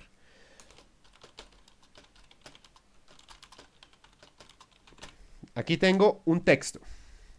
Pero el texto yo lo escribí como una línea. Esto lo alcanzamos a hablar en clase. La diferencia entre... Vamos a ocultar aquí el fondo para poder ahorrar un poquito de memoria. La diferencia entre línea de texto y cortina de texto. En este momento, ¿cómo sé yo qué es qué? Primero, porque este circulito que está aquí a la derecha del rectángulo contenedor me va a decir si es una línea de texto o es una cortina. Cuando es una línea está en blanco, cuando es una cortina está relleno del color indicador. No es que esté relleno de negro, pero aquí es outline y aquí no. Ahí se alcanzan a dar cuenta de eso, ¿no? Aquí está el puntico relleno, aquí está el puntico completamente vacío, solamente como línea. Pero entonces uno hace la pregunta, ok, ya dejé esto como una línea, pero lo necesito como una cortina. Yo no puedo hacer esto. Entonces, ¿qué hago? Entonces vengo acá y activo el texto y le pongo enter. No, así no se hacen las cosas, así trabaja un amateur. Es perfectamente posible que la línea se vuelva cortina y que la cortina se vuelva línea. Es muy fácil. Esto no solamente es un indicador, también es una herramienta de transformación. Le digo doble clic y la línea ahora se convirtió en una cortina de texto. Le digo doble clic y la cortina se convierte en una línea que ahora consta de dos líneas. Hagámoslo otra vez por si alguien se perdió. Tengo una línea de texto. ¿Cómo lo sé? Este color indica, este círculo indicador está en línea. Mientras que aquí tengo una cortina de texto, el círculo indicador está relleno. Recordemos que la diferencia entre línea y cortina es bien importante porque en la línea de texto el rectángulo que contiene la línea es un objeto vectorial simple. Es decir, yo no le puedo manipular nodos, yo no puedo presionar la tecla A y buscarle los nodos a ese rectángulo, pero sí puedo deformar, que esto yo nunca lo debería hacer con tipografía, puedo rotar esto muy de vez en cuando, se vale hacerlo con tipografía, pero sobre todo tengo un objeto gráfico que es de inmediata manipulación. Mientras que en la cortina de texto yo tengo una ventana. Y fíjense qué pasa si yo extiendo y por ejemplo tomo acá, espera que a mí no me gusta trabajar con Lorem Ipsum, y ahorita antes de que ustedes vinieran, yo por mi naturaleza ñoña estaba leyendo sobre la guerra napoleónica, entonces voy a poner aquí un texto que saqué, que estaba leyendo justo antes de empezar el stream y voy a pegar ese texto acá. Pero entonces yo pego el texto y el texto, que son como 5 párrafos, aparece solamente como medio párrafo inicial y yo digo, ¿qué hago con el texto? Esta alarma, que es un cuadrado rojo con un más al interior, me está diciendo aquí hay texto desbordado. Es decir, el texto todavía no está desplegado en su totalidad. ¿Qué puedo hacer yo ahí? Una de dos. O extiendo esta cortina hasta que esos parlamentos salgan completos, o yo le puedo dar clic a esa herramienta. Y fíjense, una recurrencia que empieza a surgir en Illustrator. Hay varias guías visuales que en sí mismas son herramientas. Entonces yo puedo decirle a esta cortina en su alarma, clic, miren lo que le pasa al cursor y ahora le digo clic sostenido. Y aparece inmediatamente una línea que conecta una cortina con otra. Cuando esta cortina se hace más corta, el texto no se pierde, sino se desborda y se pasa a la siguiente. Y si en la siguiente cortina no agotamos esa cantidad de tipografía para desplegar, vuelve a salir la alarma roja. Le damos clic a la cortina, le damos clic a la alarma y volvemos a desplegar. Si yo extiendo las cortinas que tenía previamente, el texto se va a retraer y se va a acomodar. En el momento en que yo tome una cortina y yo le altere, y la cortina sí se puede manipular como un objeto vectorial. Miren, aquí tengo tengo línea de texto. Aunque yo veo un rectángulo, yo no le puedo decir tecla A, selección directa, para empezar a manipular vectores. No me deja hacer eso. Mientras que aquí en la cortina yo le puedo decir A, présteme por ejemplo esta esquinita y déjeme el texto en una cortina donde por ejemplo se desplieguen esos parlamentos con una alineación a la izquierda rectilínea, pero a la derecha que se empiece a ver como esa irregularidad. Sobre todo si yo vengo a seleccionar este texto, lo selecciono en su totalidad con control A, vengo al panel no de carácter, sino de párrafo, y en párrafo le digo que tenga una justificación a la izquierda. Eso significa que el texto va a tratar de quedar más en bloque y que todos los juegos visuales que yo le haga a la cortina de texto van a ser mucho más evidentes. Entonces, por ejemplo, yo puedo hacer esto, por aquí puedo hacer esto, y si todavía me queda sobrando información, podría extenderme o puedo seguir manipulando esas cortinas hasta que tengan la correcta y coherente apariencia. Supongamos que ni esta ni esta me sirven. Selecciono una, selecciono la otra y las borro. ¿El texto se desapareció? No, el texto quedó oculto. ¿Cómo lo sé? Aquí tengo nuevamente mi confiable alarma indicadora que me dice sigamos distribuyendo ese texto en nuevas cortinas. En el momento en que yo diga, ¿sabe qué? No solamente quiero una cortina inclinada, quiero que también tenga una rotación. La naturaleza de la cortina de texto es el contenido se mantiene constante, organizado en líneas ortogonales a 0 grados. Si quiero que no pase eso, sí tendría que ir a líneas. ¿Listo? Esa es como la diferencia fundamental de una con la otra. Para que por favor no vayan a caer. Yo diría, yo soy diseñador editorial de origen, pues. O sea, yo primero pasé de ilustración editorial y después a ilustración y después a enseñanza y ejerzo las últimas dos cosas simultáneamente desde hace como 8 años. Pero pues yo vengo originalmente de editorial tanto por principio como por acción profesional. A mí me gusta mucho la tipografía, es un lenguaje sutil, muy bello, que tiene unas normas muy interesantes que le enseñan a uno mucho sobre la delicadeza del diseño. Y si hay una cosa que es chambona como la que más, es meterle enters o empezar a cortar y pegar textos que deberían ir juntos. Eso no significa que sus parlamentos de texto en un cómic donde con frecuencia los parlamentos son muy cortos, tienen que estar distribuidos de esta manera, como cortinas interconectadas.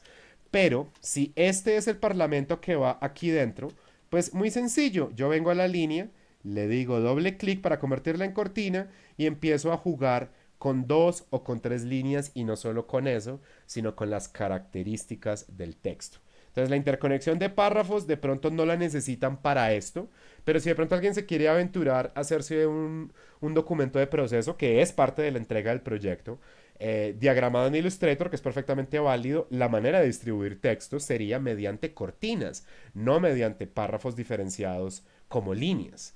¿Listo? Entonces, pues puede ser útil o de pronto para experiencias futuras, cosas de portafolio, algún documento de proyecto más adelante, pues chévere que puedan aprender qué interacción hay entre tipografía y vectores, que es mucho más dinámica, mucho más agraciada y mucho más eficiente aquí que en Photoshop. Diagramar párrafos en Photoshop, grave. Diagramar parlamentos como de cómic, vaya y venga, aunque tampoco es tan cómodo, pero pues todo bien. O sea, si son parlamentos de 1 o 2 líneas por cada barrita de tipografía, pues todo bien. Pero ya diagramar una cosa como un documento de proyecto, una tesis, una monografía, o la sustentación del final de un curso o lo que sea, eso en Photoshop no se debe hacer. La diagramación en Photoshop es una experiencia miserable. Cada texto se vuelve una capa, su control es muy difícil. Si uno está escribiendo textos y uno llega a presionar Escape, los textos automáticamente se borran. Es una cosa que es como muy agresiva sobre todo cuando uno tiene alguna idea de cómo se pueden manipular mejor en otros programas. Sigamos entonces. ¿Qué es importante tener en cuenta para los parlamentos de cómic? No estamos obligados a usar la caligrafía, no, sino la tipografía rotulada de cómic tradicional. Aunque si la encontramos, no pasa nada. O sea, eso es una convención y como lo hemos dicho, las convenciones, a diferencia de los clichés, son cosas que se pueden utilizar. Pero pues no estamos obligados a hacer eso. Pero también quiero que tengan cuidado de no utilizar tipografías que tengan una apariencia demasiado tradicional, porque sí se siente que le restan potencia gráfica a ese cómic. En este momento, la barra de control, que también existe en Illustrator, aunque de manera muy frustrante con frecuencia y por primera vez cuando uno abre el programa, no está activada. Si ese llega a ser el caso, porque en Photoshop siempre está a la vista, ustedes vienen al menú ventana y se aseguran que aquí esté activado, porque es que de verdad la barra de control es un instrumento muy potente para controlar muy bien nuestros documentos. Que aquí me tonteé un poco, vamos a ventana, le vamos a decir control. Y además de eso, a diferencia de la, de la experiencia de la barra de control en Photoshop, donde la barra de control cambia según la herramienta. Vamos un momento a Photoshop y le decimos V. La barra de control nos da opciones de alineación. Le decimos B grande para activar el pincel. Tenemos control de modo de fusión, opacidad, flujo, opacidad según presión y demás. Presionamos L y tenemos unas opciones de adición, sustracción en el lazo. Y ya, o sea, está muy bien. Pero cuando nosotros venimos a Illustrator y presionamos, por ejemplo, la tecla V, ¿qué opciones tenemos en la barra de control? Tenemos todas las opciones de tamaño, de grosor del grosor de línea, color de relleno y color de línea para cualquier vector. Entonces, si yo presiono la tecla D con todo seleccionado, yo paso a blanco, negro con un punto de grosor en el vector. Pero yo aquí no solamente estoy controlando desplazamientos, es lo que quiero decir. La barra de control de Illustrator, dicho de manera mucho más resumida, resume múltiples paneles. Nos habla o de tipografía, pero de tipografía junto con color, grosor de línea, color de relleno. No nos habla de una sola cosa. Por eso es todavía más importante que vengan acá y activen control si recién están empezando en Illustrator. ¿Listo? Entonces vamos a darle algunas características a esto. Vamos a presionar Control T, que no es transformación libre, sino es panel de carácter. Y Control Alt T es el panel de párrafo. Esa es una de las diferencias como más grandes entre Photoshop e Illustrator junto con la tecla L y la tecla M, que son marcos de selección y lazos en Photoshop, mientras que acá la M es marco rectangular, la L es no, ni siquiera marcos, es vector rectangular y la L es óvalo. Entonces lo mismo, control T es panel de carácter, control Alt T es el panel de párrafo. Entonces vengo al panel de carácter, le doy clic al texto y es bien importante, de nuevo, la recomendación fundamental. Sepamos siempre leer nuestras interfaces. No es lo mismo que yo diga, no tengo nada seleccionado y aquí mismo me dice usted está parado sobre la capa textos, pero no tiene nada seleccionado. Si yo presiono control T y empiezo a manipular las opciones de tipografía, lo que en efecto estoy diciendo es, el próximo texto que usted cree va a tener dichas características. En cambio, si yo presiono clic una vez sobre una o más cortinas de texto, ya sea con un solo clic o con un clic sostenido, vengo al panel de capas y ya aparece, miren, aquí no hay nada seleccionado, aquí sí, nada seleccionado y aquí sí. Y ahora cuando presiono control T y empiezo a manipular, se manipula únicamente las opciones de esa barra de texto o esa cortina o esa línea de texto. Y cuando deselecciono, salen otra vez las características fundamentales, que son cuáles, estas mismas que ustedes ven ahí. La tipografía Myriad a 12 puntos con un interlineado de 14.4. Recordemos también que el interlineado es el espacio que separa una línea respecto a otra en términos de distancias verticales y que cuando aparece esa cifra o cualquier otra cifra entre paréntesis, esa cifra la está dando el sistema.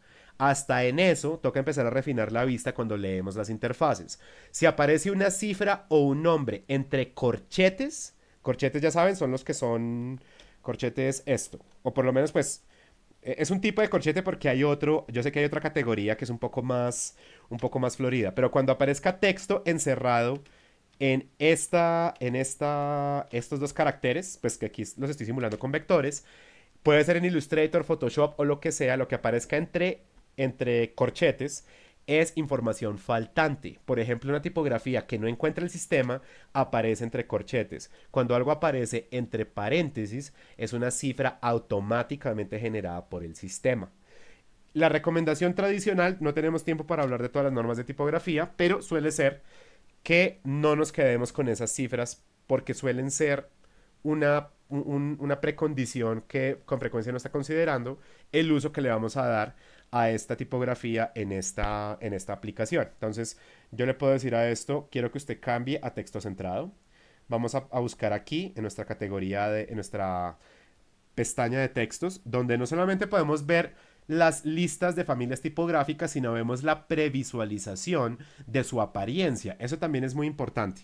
Entonces vamos a perseguir algo que tenga una apariencia interesante y pues eso es muy ambiguo, obviamente. Entonces, ¿qué voy a estar buscando yo aquí? Quiero una apariencia mucho más contrastada, quiero rasgos delgados y gruesos que sean mucho más evidentes. Entonces, de pronto hay algo fuera del Arial, fuera de Comic Sans, todas esas tonterías, bajo ninguna circunstancia vayan a caer en el espantoso error de utilizar esas tipografías. Entonces, aquí por ejemplo tengo una tipografía que se llama electrónica, pero tengo el problema de que la tipografía electrónica no tiene tildes. Y si ese es el caso, yo tengo dos opciones. O cambio de tipografía o me invento algún juego visual para resolver eso. Es mejor la segunda opción que la primera, porque claramente es un diseño mucho más impactante que cualquier Times, que cualquier Arial. Entonces, ¿qué le voy a decir a esto? Primero que todo, deme el texto sin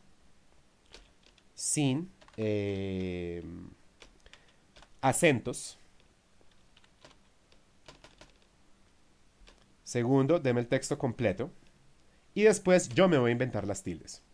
Pero pues vamos a darle más características. Vamos a decirle aquí, esta opción de acá, esto se llama el tracking y esto de aquí se llama el kerning. El tracking es la amplitud general del interletrado. Imagínense que una palabra o un párrafo es un acordeón. El tracking hace esto o hace esto. Comprimimos o ampliamos de manera general el interletrado. Miren por favor, tengo seleccionado este texto de acá, voy a ampliar un poco la cortina y ahora voy a ir acá y voy a empezar a jugar con el tracking hacia afuera.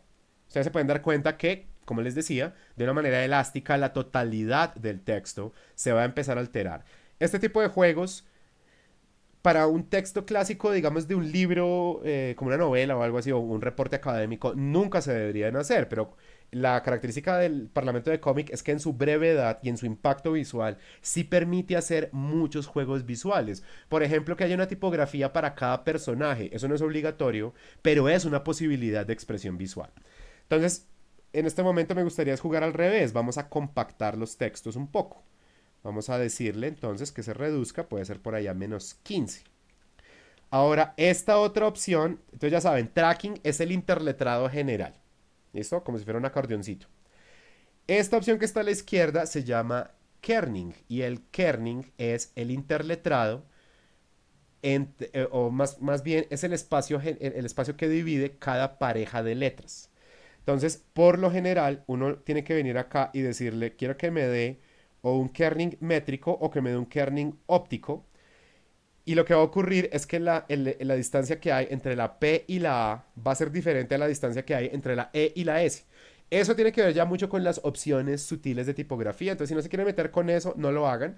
Pero recuerden que aquí a la derecha, y esto también aplica para Photoshop, porque si vamos a Photoshop, vemos que hay un panel de carácter que, oh sorpresa, tiene tamaño de texto, tiene interlineado, tiene kerning y tiene tracking. Es exactamente lo mismo, solo que como les decía, la manipulación del texto en Photoshop se siente más engorrosa. Ahora, volvamos aquí. Entonces, tenemos un tracking de menos 15, tracking o interletrado, como lo quieran decir. Yo tampoco soy muy amigo de los anglicismos. Voy a ajustar esto a 2 líneas Y ahora vamos a recordar o a entender una cosa. También le voy a jugar con el interlineado. Entonces vamos a jugar con un texto que tenga 14 puntos y que tenga un interlineado de 15.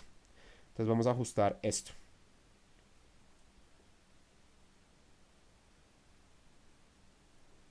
Y yo lo puedo dejar ahí. Pero supongamos que yo quisiera que el texto quedara de 3 líneas o de 4 líneas. También puedo seguir jugando hasta darle la ubicación y tamaño exacto. Pero entonces ustedes se dan cuenta que en el momento en que yo cambio el tamaño de la cortina, lo que está pasando al interior no cambia. Es decir, o más bien, la apariencia de esa tipografía no cambia. Es la distribución de las líneas lo que cambia. ¿Significa eso que solamente aquí y acá puedo cambiar el tamaño de la tipografía? No. Me aseguro de seleccionar la cortina y de nuevo, lectura correcta de interfaz. Si le damos clic una vez a una línea o una cortina, lo que está seleccionado es el objeto. Si le damos doble clic a la línea o a la cortina, lo que está seleccionado es el texto. ¿Cómo nos damos cuenta?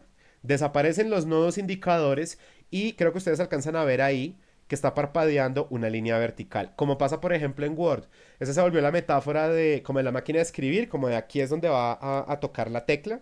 Es algo que nos lega el material análogo y se volvió una representación visual útil en técnicas digitales.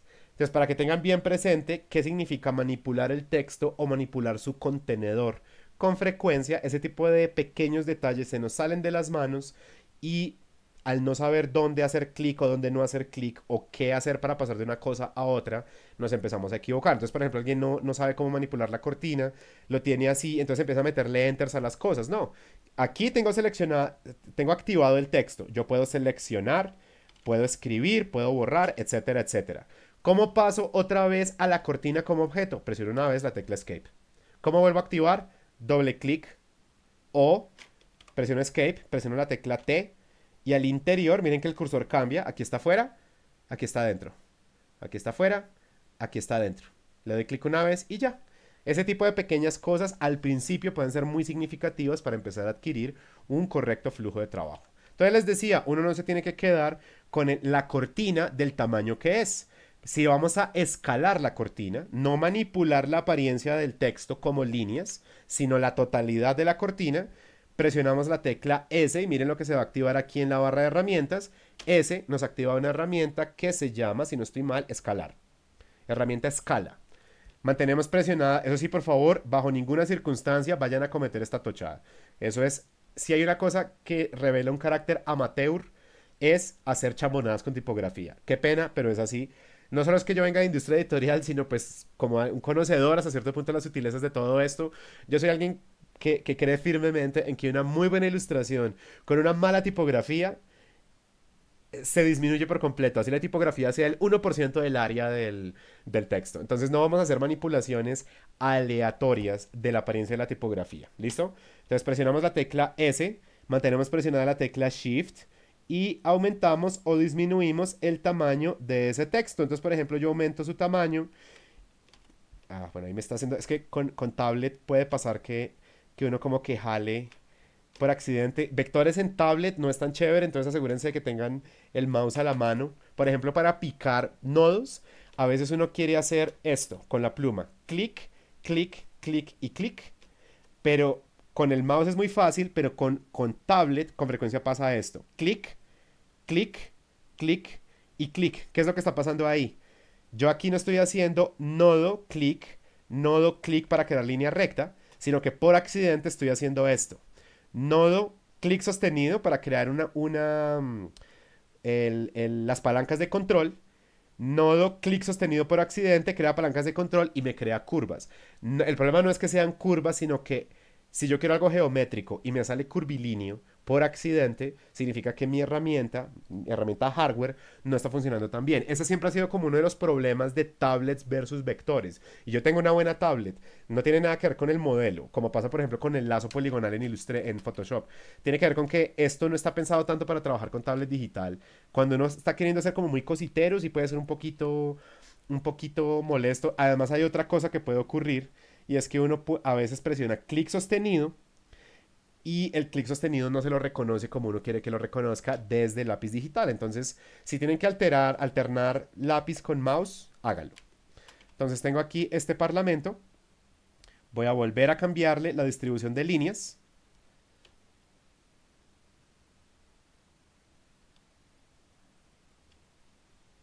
Y voy a ubicar esto donde sea adecuado. Entonces, si algo vuelvo a presionar S, lo vuelvo a cambiar un poquito de tamaño.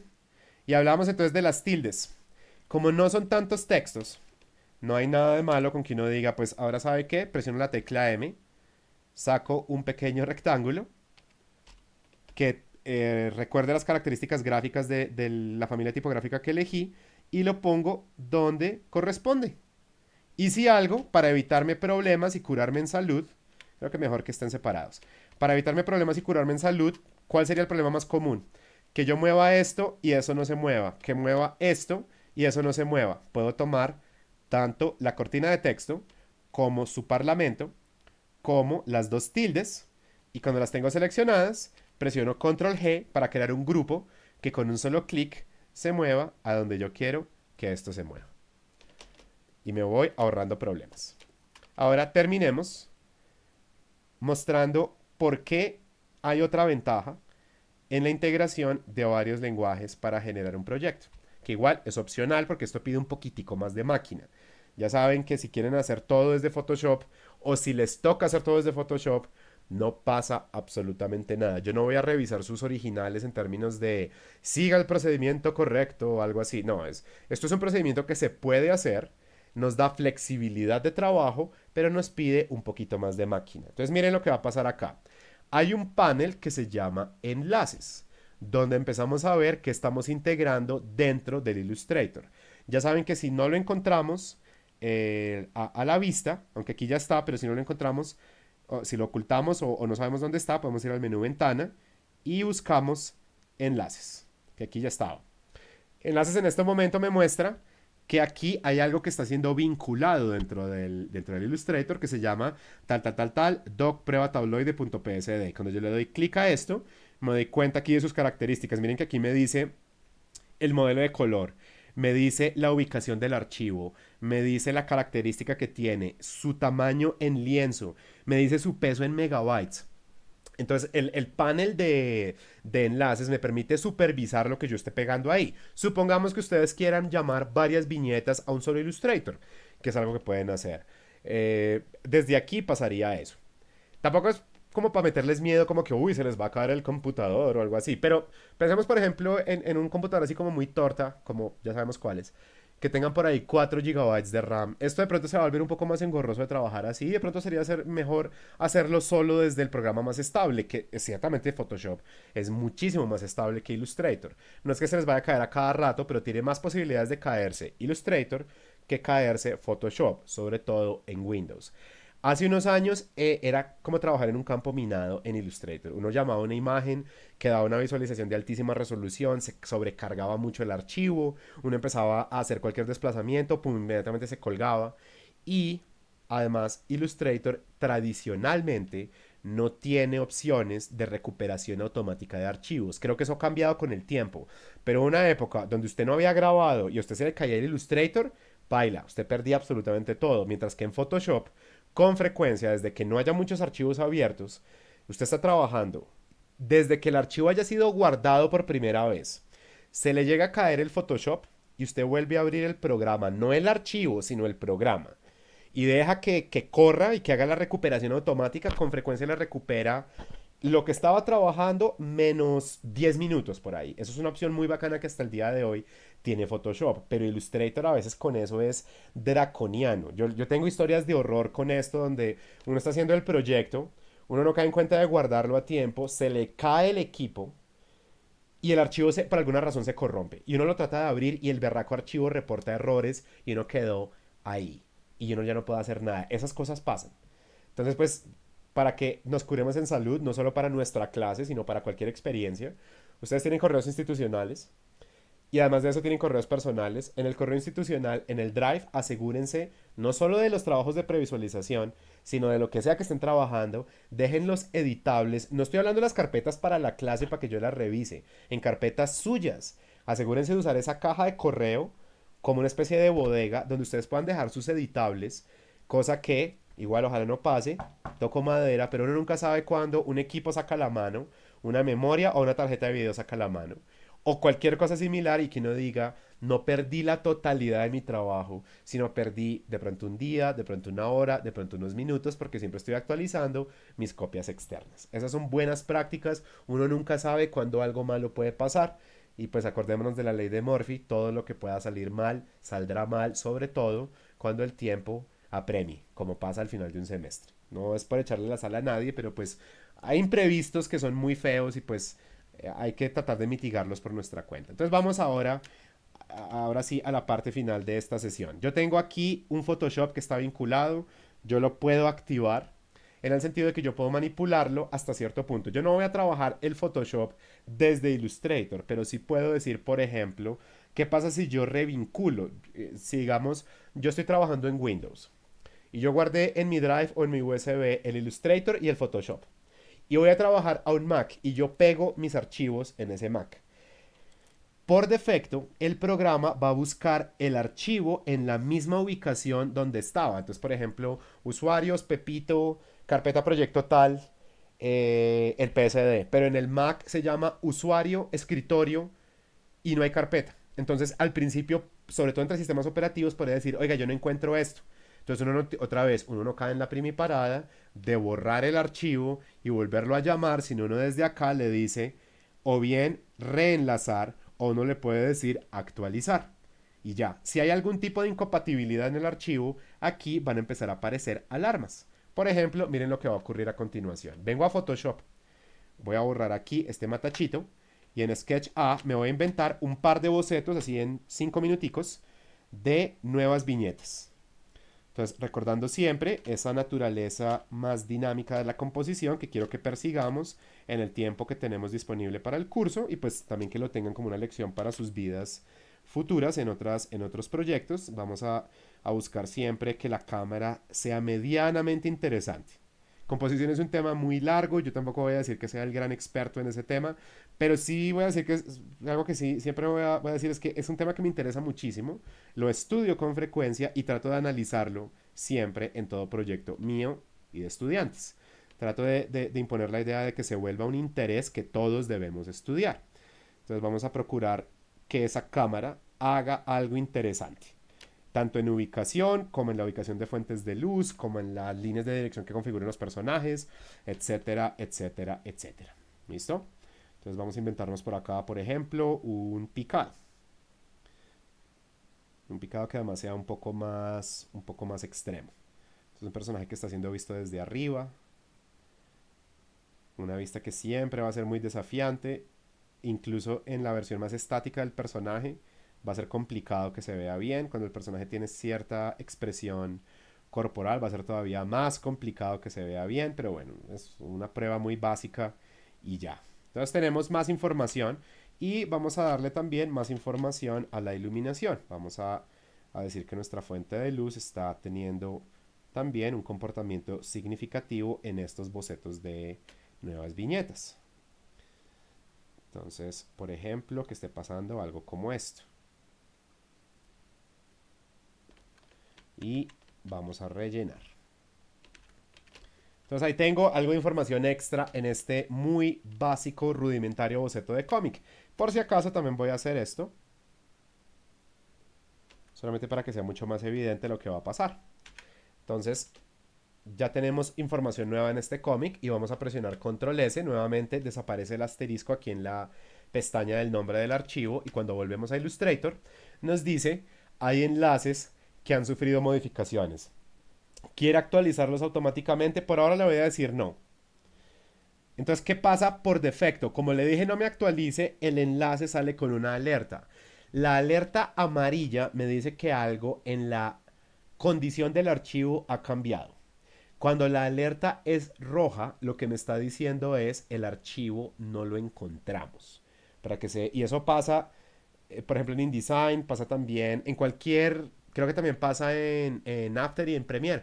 Cuando ustedes llaman cualquier medio para integrarlo dentro de un nuevo archivo y ese archivo reporta alguna alarma, si es amarilla es en la condición del archivo y si es roja es ubicación faltante, o sea, esto no existe, no sabemos dónde está. Entonces vengo acá y le digo actualizar. Espéreme, actualizar. Wow, ¿qué pasó? Ah, no, qué pena, estaba pensando en InDesign. Le digo doble clic al archivo, le puedo decir ahora... Mire, qué pena, me hizo quedar mal. En InDesign, entonces ahora me está diciendo que tiene que ser así sí o sí, ok. Entonces ganó Illustrator, yo pensé que se podía trabajar desde actualizar. Yo sabía que se podía hacer eso. Pero el caso es que aquí ya se actualizó automáticamente el Illustrator. ¿Listo? Qué pena, no fue tan audaz como yo esperaba. Normalmente lo que yo hago, por ejemplo, en InDesign, que yo lo uso mucho para diagramación, es que uno tiene un archivo y si el archivo tiene alguna alarma, uno le puede decir clic a actualizar y se actualiza automáticamente. En lugar de eso, no me actualizó y me volvió a sacar el cuadro de diálogo. Si es así como se hace en Illustrator, ok, así se hace. Pero el caso es que lo que yo hice en Photoshop automáticamente se puede actualizar en Illustrator. Hagámoslo otra vez. Vengo aquí y le creo a esto un relleno, nuevamente que tenga un color y tonalidad diferente, por ejemplo esta, y aquí le digo control U, usted va a tener un color, un nivel de saturación, un nivel de luminosidad diferente. Y solo por molestar y ver qué pasa, creo una gradación lineal y le digo modo de fusión color. O sea, alteré radicalmente la apariencia de ese preboceto. Y le vuelvo a decir control S. Vengo aquí, esta vez no voy a hacer testarudo, de una vez le voy a decir sí, actualíceme y se actualiza esto. No es la única manera como yo puedo actualizar el archivo, hay otra.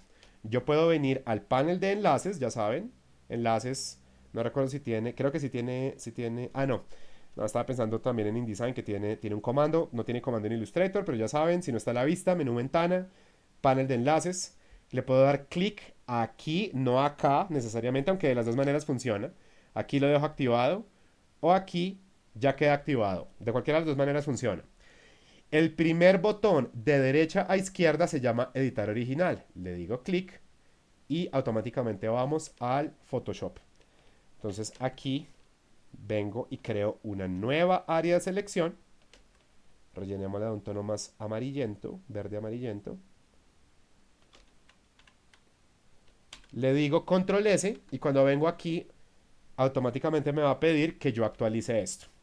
Eso es una manera como uno puede evitar estar sacando JPGs para vincular en Illustrator, sino que uno puede dejar, por ejemplo, el boceto del cómic, incluso como ustedes lo tienen ahorita, lo llaman acuérdense la ruta, menú archivo, la opción se llama colocar o lo mismo, Control Shift P en Windows, Command Shift P en Apple, llaman el archivo asegurándose que el lienzo de Illustrator y el lienzo de Photoshop tengan las mismas prestaciones, lo ponen en una capa separada y así sea un boceto rudimentario, lo pueden ir actualizando poco a poco.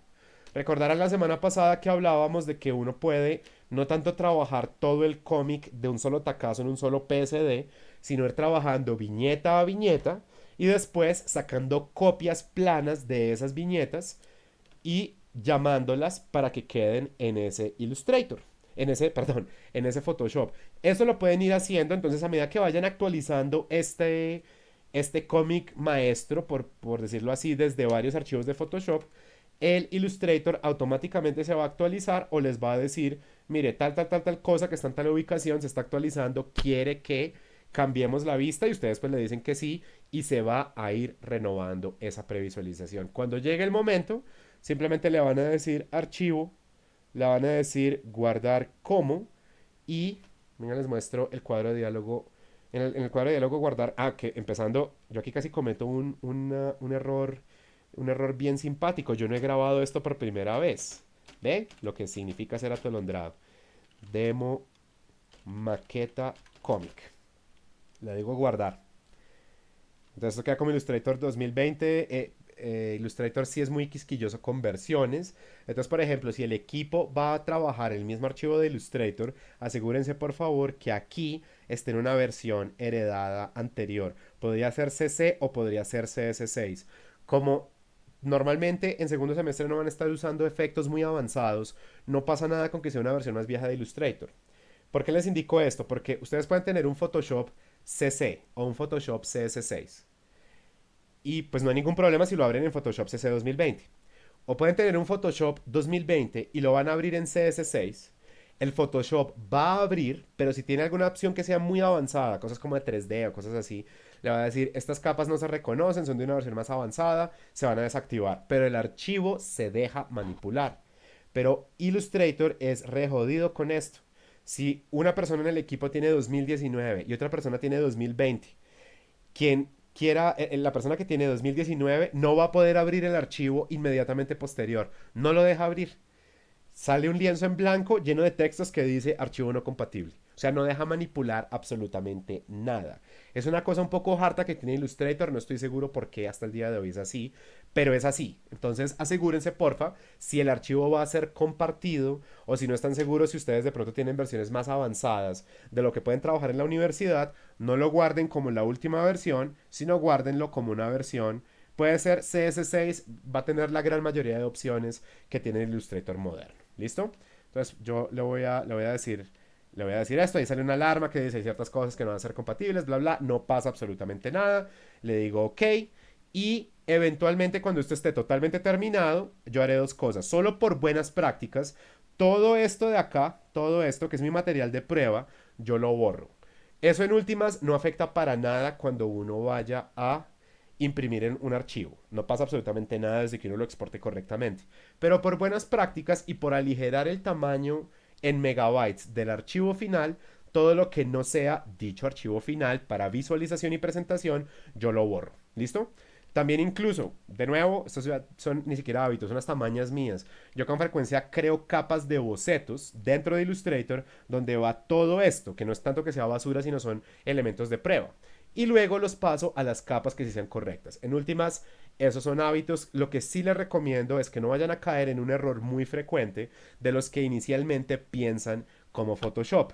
Como Photoshop, cada objeto es una capa nueva, hay gente que malinterpreta que cada vez que voy a crear una cosita de estas, tengo que crear una nueva capa. Eso es completamente amateur, es completamente chambón y está desaprovechando el programa. De pronto ustedes dicen, ah, profe, pero es que mire, cada capa literalmente se está visualizando. Yo sé lo que yo tengo ahí, pero en Illustrator como que no sé cómo organizarme. Leamos bien la interfaz. Cada una de estas capas tiene una pequeña flecha y cuando yo le doy clic a esa flecha yo puedo desplegar la capa y ver todo lo que hay ahí. Yo desde acá puedo seleccionar objetos individuales. Yo desde acá puedo bloquear o eliminar esos objetos. Eh, Puedo supervisar dónde están. E incluso, que esto es un poco más avanzado, yo le puedo decir a esta capa, quiero que la capa como un todo quede bloqueada. O yo puedo decirle en esta capa, quiero que solo este objeto esté bloqueado. La capa como un todo me permite manipular objetos, pero este objeto de aquí, solamente cuando yo lo desbloquee, lo voy a poder manipular otra vez. ¿Listo? Esa es la... Espérame, que si era ese... No, ese no era el objeto que tenía. Era este objeto de acá, perdón. Le puedo decir que este objeto... No, miren. Arrastre no me lo selecciona. Clic no me lo selecciona. Doble clic no me lo selecciona. Hasta que yo desbloquee ese objeto y ahí sí lo voy a poder manipular. Es hacer eso a veces puede prestarse para confusiones, pero es una alternativa que nosotros tenemos. Entonces, para que por favor, leyendo bien interfaces, no caigan en el error muy de principiante de tener docenas y docenas de capas en Illustrator. Eso es terrible, eso altera flujo de trabajo y no cumple con una condición básica de esos correctos flujos, que es separar entidades según intereses, sean capas o sean grupos o sean efectos, que uno cree las distinciones de un objeto frente a otro, según si uno está hablando de textos o de fondo o de efectos de finalización, arte finalizados, guías o lo que sea. Eso ayuda a que uno trabaje de manera más organizada, sobre todo cuando trabajamos en equipo. Entonces, hasta ahí mis recomendaciones y mis datos acerca de manipulación de archivos. tipografía y la interrelación entre Illustrator y Photoshop. Son las 3:38, estamos sobre la hora 35 de este stream. Creo que es buen momento para terminar, pero pues si hay alguna pregunta, por favor, díganmela en texto o en chat. Perdón, en chat o en audio, ya para cerrar esta experiencia. Los escucho o los leo. Y si no hay preguntas, despidámonos. Entonces, preguntas a la 1, preguntas a las 2, preguntas a las 3. Por ahora parece que no hay. Entonces les agradezco que pasaran un rato de su sábado viendo esta información. Voy a poner a exportar ya mismo el video con el thumbnail en correo. Hacia las 7 de la noche creo que ya debe estar completamente exportado, cargado y visualizado en alta resolución desde YouTube. Entonces estén pendientes de eso. Las personas que escribieron correos que no he respondido, los voy a dejar respondidos hoy mismo. Las personas que pasaron sus datos para el uso remoto de equipos de la universidad, esa relación ya se pasó. Les debería llegar inminentemente un correo explicando cuáles son los procedimientos. Yo no sé cómo es ese procedimiento, solo fue algo que me pidieron que le relacionara a los estudiantes, y de resto pues estaré muy pendiente de lo que vayan a preguntar o quieran presentar como avance, siempre porfa al correo electrónico. Muchas gracias, buen fin de